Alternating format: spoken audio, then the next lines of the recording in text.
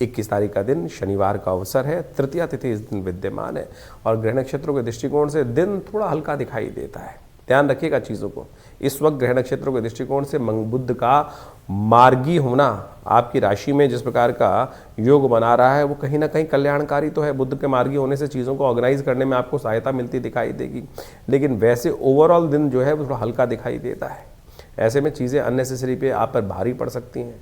समय के अनुसार से चीज़ों को समझना पड़ेगा आपको, नहीं तो जो बिना समझे सोचे समझे काम करोगे तो कहीं ना कहीं जुर्माना होने के योग आपकी राशि में बन सकते हैं। गणगौर है इस दिन, मत्स्य जयंती का योग है, तो कोशिश ये करें मत्स्य अवतार भगवान की जयंती, मत्स्य अवतार के रूप में भगवान की का जो प्राकट्य इसी दिन हुआ था। यानी एक निर्धारण सिद्ध हुआ कि कैसा भी कष्ट हो उसे निवारण करने के लिए भगवान अपने दायित्व को निर्वाह अवश्य करते हैं। बस हम विश्वास बनाए रखें। समस्त विघ्नों को दूर करने के लिए गौरी गणेश का अवश्य आराधना करने का प्रयास करें। गणगौर के दिन आशीर्वाद जो मिल जाता है, धन संपदा संतान से व्यक्ति संपन्न बन जाता है।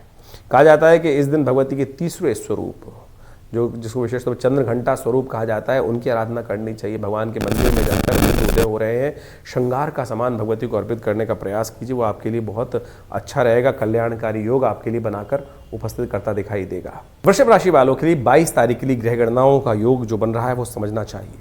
रविवार का अवसर है, चतुर्थी तिथि विद्यमान है और इस दिन भद्र का योग भी चल रहा है, तो ध्यान रखना वृषभ राशि वालों, नए कार्यों में हाथ डालने से आपको बचना चाहिए।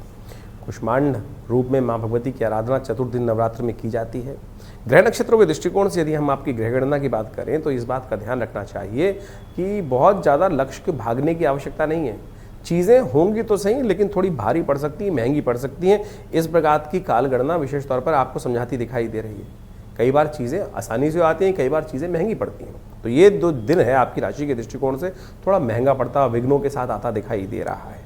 तो विघ्नों को दूर करने के लिए विघ्नहर्ता भगवान श्री गणेश का चतुर्थी के दिन ध्यान करने से रिद्धि सिद्धि प्राप्त करने के योग बनते हैं। और साथ साथ माँ भगवती कुष्मांडा जो अंधकार को हटाकर प्रकाश को देने वाली देवी हैं, उनका ध्यान करना चाहिए। कुष्मांड की बलि भगवती को अर्पित करनी चाहिए। कहा जाता है इससे कष्ट निवृत्ति हो जाती है और कष्टों को दूर करने का योग जीवन में बन जाता है।